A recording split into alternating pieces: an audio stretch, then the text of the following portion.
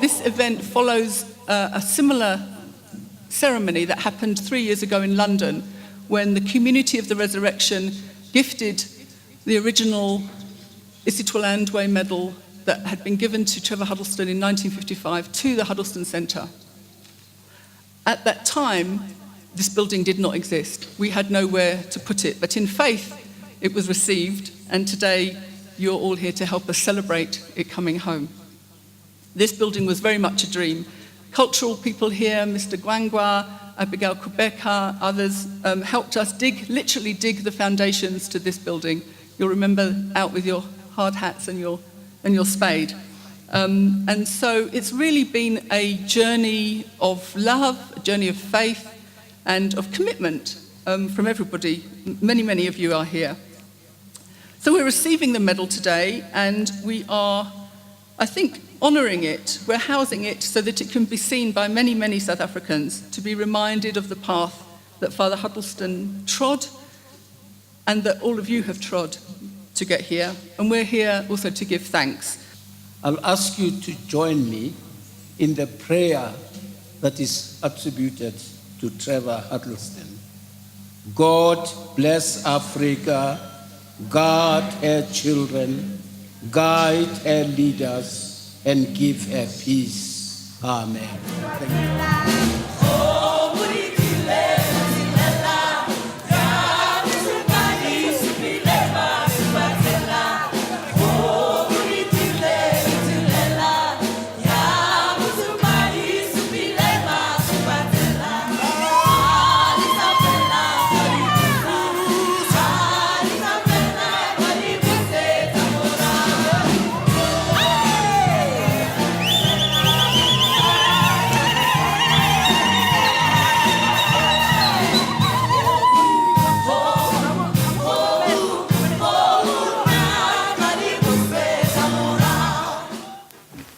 It's a great honor and a great privilege for me to say a few words here this evening.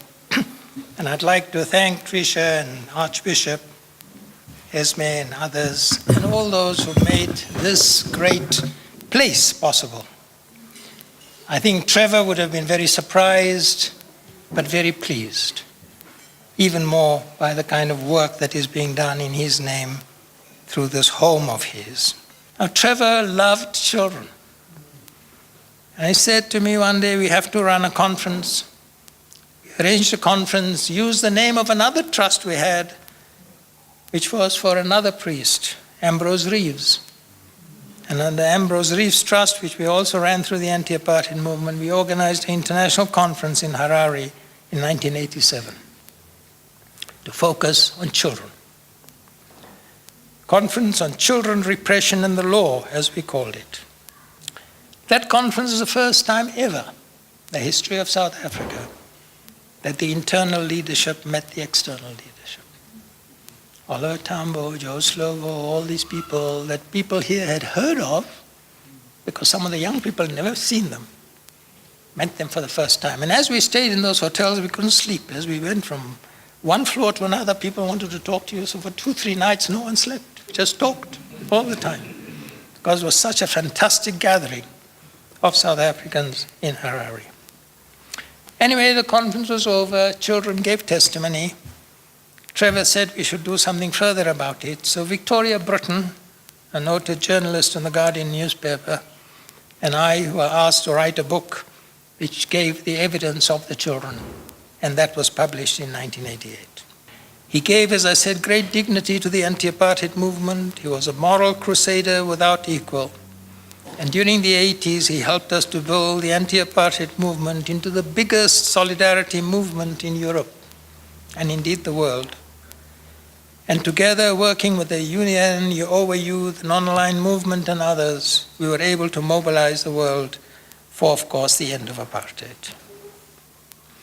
Many people may not know that when Canon Collins passed away in December 82, Trevor Huddleston also took his place in the International Defence and Aid Fund. So he was working for the Defence and Aid Fund and the anti-apartheid movement at the same time. Trevor Huddleston, of course, passed away. I was working for the South African government. Deputy President Thabo Mbeki instructed us, Minister Nzo and myself, to go to London. I had been to London for his funeral and all that, of course. And Thabo Mbeki had arranged that I'm able to do that, together with my other work in the Foreign Ministry at the time. But I went for all those events. And then we brought back his ashes. And Deputy President Mbeki arranged for the military to be at the airport. His ashes were taken with proper protocol from the airport. And then in the church, here, not far, the same church that Trevor had been in for years, Thabo Mbeki presented for Trevor Huddleston a South African National Award. Now, we're talking of a time, July 1998, when there were no new national awards. We didn't have the O.R. Tambo Companion or the Mandela Awards or other awards.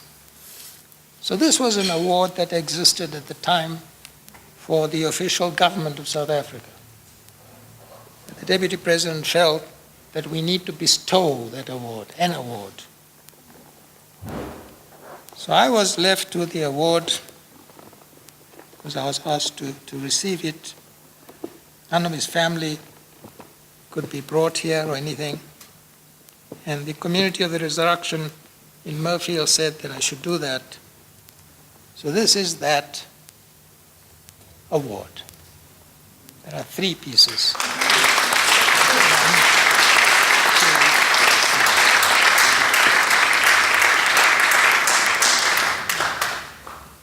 We will try to ensure that the presidency also bestows on him one of the more recent awards, which will be appropriate, but that does not take away the significance of this.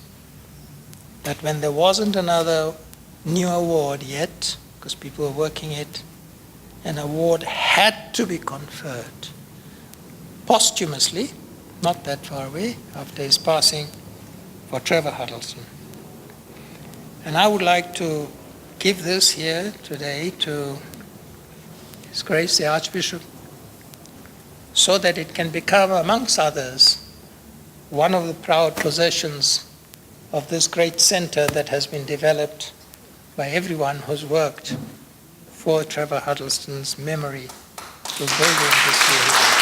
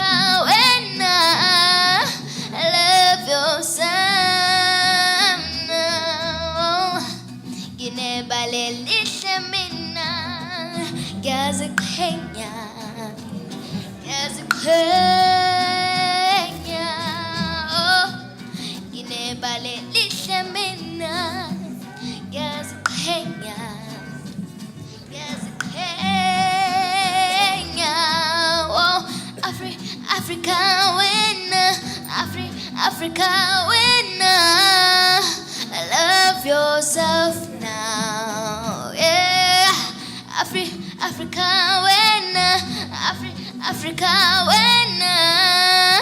Love yourself now.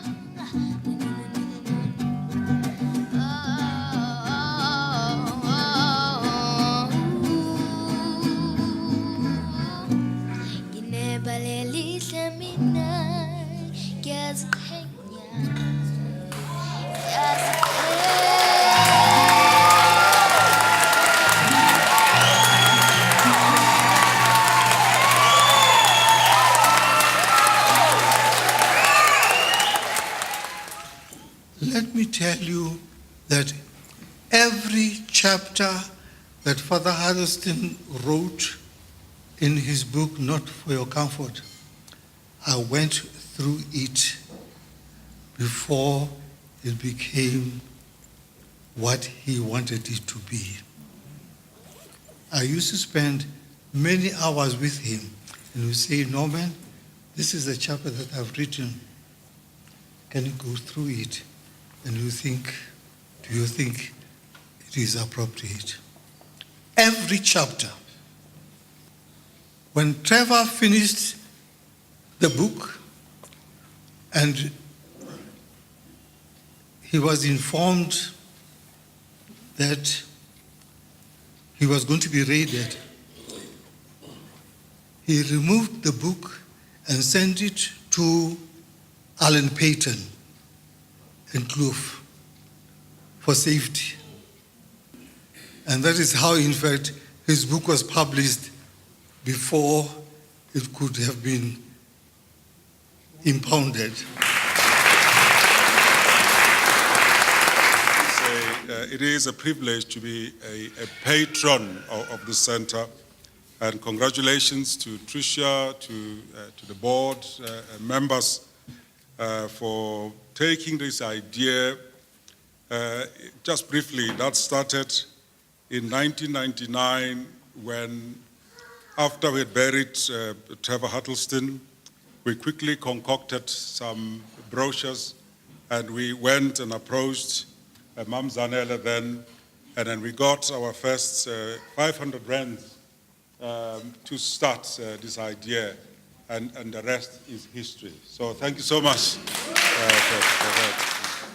And I think at the heart of the center is a call, an imperative for us to support young people in practical ways by example and with tangible programs which are relevant for their needs.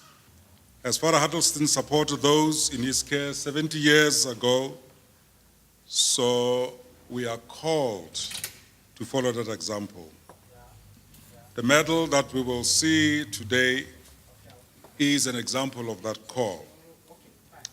It has come home to South Africa to remind us that courage, commitment, care, and of course, love of one another is our calling under God and under our Constitution. We do this so that we can live in peace with one another and the world. We have heard that this medal was given to Trevor Huddleston in 1955, and with beautiful inscriptions of his determination to ensure that no one was demeaned, no one was undermined, and every person was respected. And it has come rightfully back at home. And as I said in my little remarks, to remind us that the road ahead is still very long. And we need to commit tonight to ensuring that these young artists are taken care of, the childcares in Alexander are taken care of. So let's have the courage to make a difference in our time. And so I hand the medal to Mrs. Mbeki to hand it over to the center.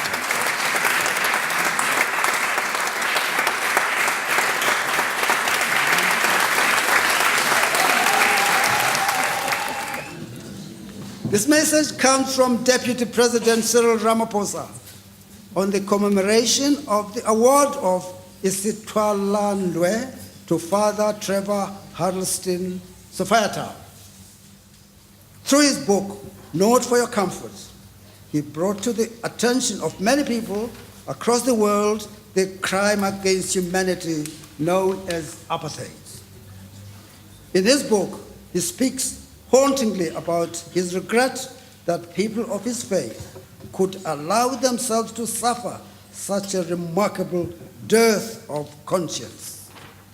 Father Huddleston became, through his identification with the South African people, a true citizen of this country, an outstanding example what it means to be of service to humanity.